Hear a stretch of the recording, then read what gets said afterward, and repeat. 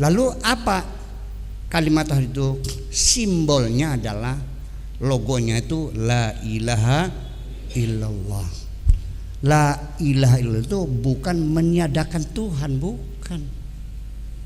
La ilaha itu jangan dibaca la ilaha tidak ada Tuhan, bukan. Karena setelah ilah itu adalah exclusive expression namanya.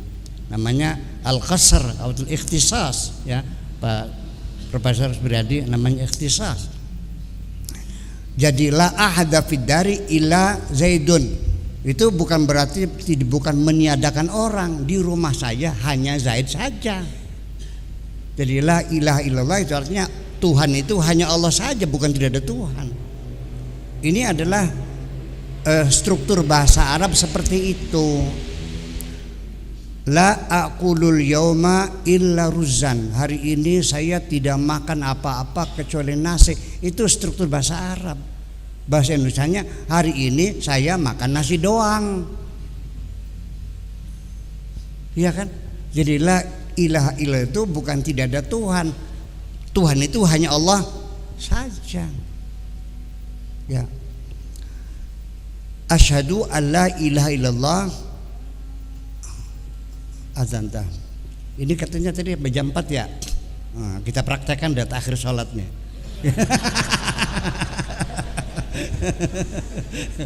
Ya, jadi artinya bahwa yang jadi masalah bahwa asyhadu saja, aku bersaksi. Saya nanya, kamu kapan pernah menyaksikan Tuhan? Asyhadu itu bukan menyaksikan. Syahad itu sertifikat.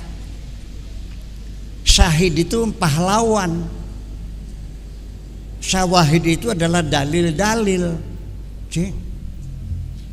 Kecuali musyahidun, syahada itu baru menyaksikan. Nah ini juga seperti itu. Kenapa? Ya maklum karena bahasa Arab di Indonesia kan yang menerjemahkan bukan sastrawan yang bilingual. Mestinya sastrawan di Indonesia dan sastrawan di Arab baru paham.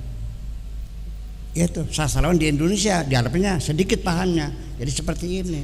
Jadi asyhadu itu bukan menyaksikan, aku menyatakan dengan sesungguhnya berdasarkan bukti-bukti, berdasarkan dalil yang kokoh bahwa Allah, Tuhan itu hanya Allah saja. Itu persoalannya. Nah ini menjadi terbalik-balik. Nah kemudian lagi, kenapa kok simbolnya la ilaha illallah? Bagaimanapun tidak mungkin kita bersatu kalau sebelum persatuan kita bangun dulu kesetaraan di antara kita. Betul enggak? Orang kaya, orang miskin sulit dipersatukannya. Betul enggak? Nah, kecuali kita masing-masing ada kesetaraan. Makanya la ilaha illallah itu adalah simbol adanya kesetaraan bahwa kita semua ini sama-sama hambanya Allah. Itu persoalan.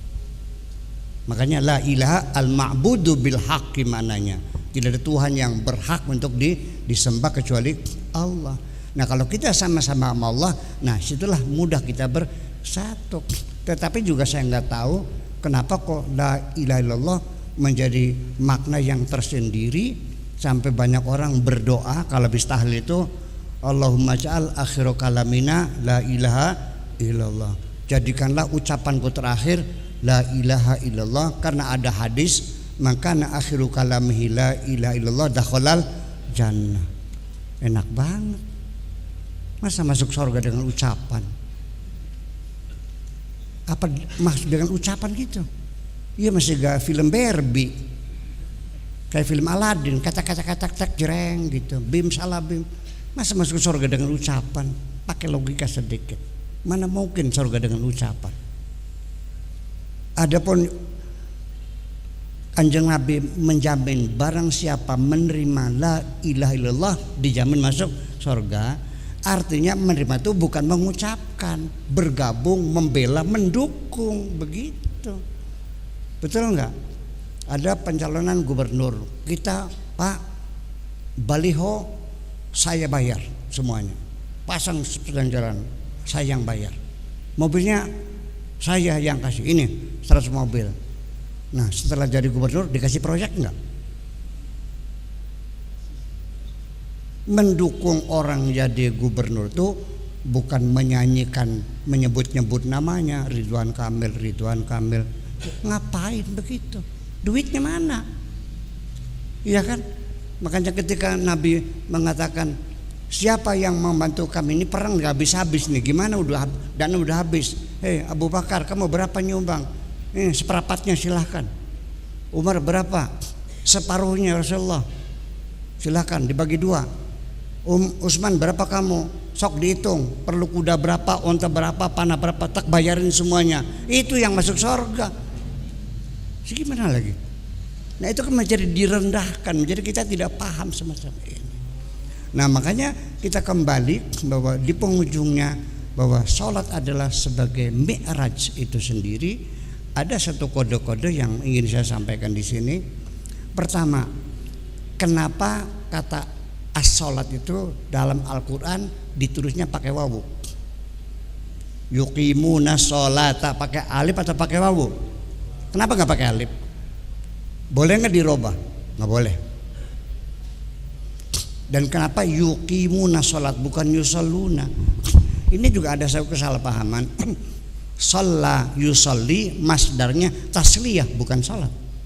Ayo betul nggak? Jadi kalau sholat itu bukan yusalluna tapi yuqimunas sholata. Jadi sholat itu sebegini. Sholat itu asal kata dari bahasa Ibrani, bahasa apa? Saya untung kebetulan belajar bahasa Ibrani ya. bahasa kuno saya banyak belajar untuk komparasi linguistik. Jadi sholat itu asal katanya dari solut. Solut itu dalam bahasa Indonesia juga salut. Salut. Ya, apa salut tuh? Oke, salut deh. Ucapan selamat itu salut. Makanya yuqimuna sholat pakai wawu. Nah, di situ kita harus tahu bahwa aqimus sholata li dzikri. Nah, di sini yang jadi persoalan. Sholat itu untuk berzikir.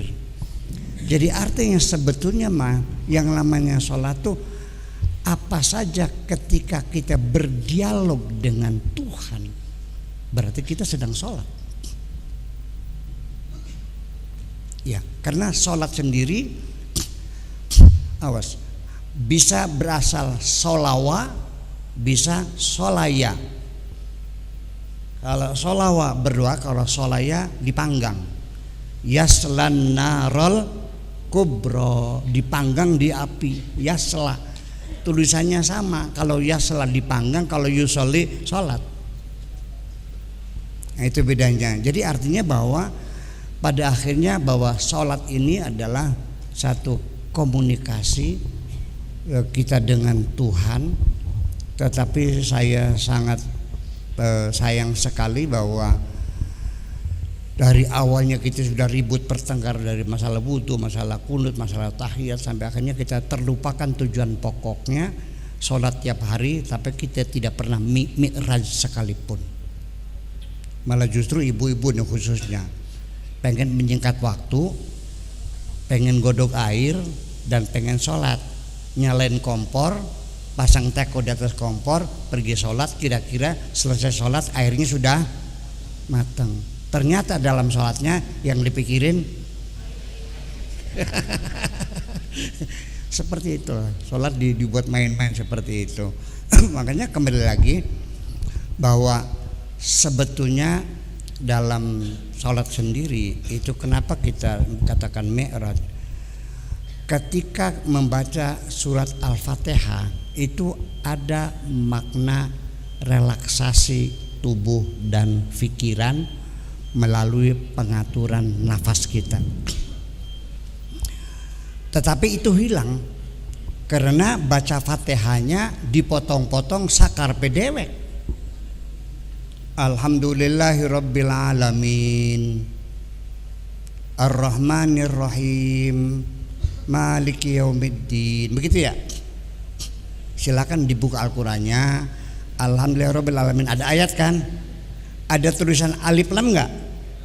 Maknanya apa itu? Alamatul waqfil mamnu', tidak boleh berhenti. Kenapa berhenti? Ar-Rahmanir Rahim, berhenti lagi. Kenapa berhenti? Di sini kita sudah melanggar. Saya kasih tahu ngotot, pokoknya dari guru saya begitu, ya udah silahkan. Itu maksudnya, itu mengatur pernapasan. Alhamdulillahirabbil alamin arrahmanir rahim maliki yaumiddin.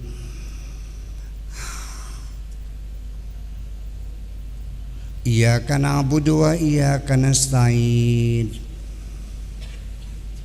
Ihdinas siratal mustaqim siratal ladzina an'amta 'alaihim ghairil maghdubi 'alaihim waladdallin.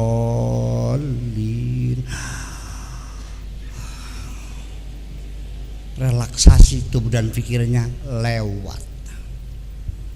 Konsekuensinya, nah ini nggak bisa habis jadinya.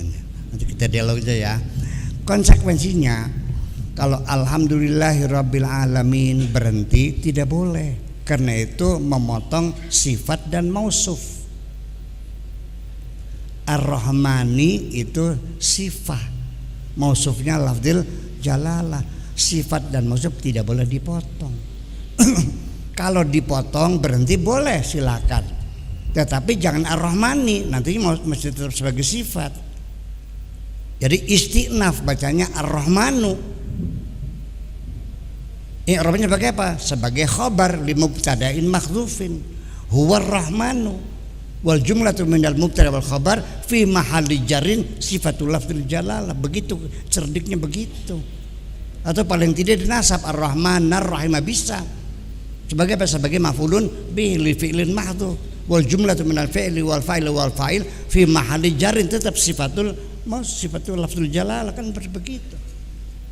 Dan dikasih tahu argumennya nggak nurut juga, pokoknya ya sudahlah pokoknya. Jadi kadang-kadang saya malas berdebat kalau sudah pokoknya tuh. Kalau pokoknya nggak usah debat lagi dah, gitu aja.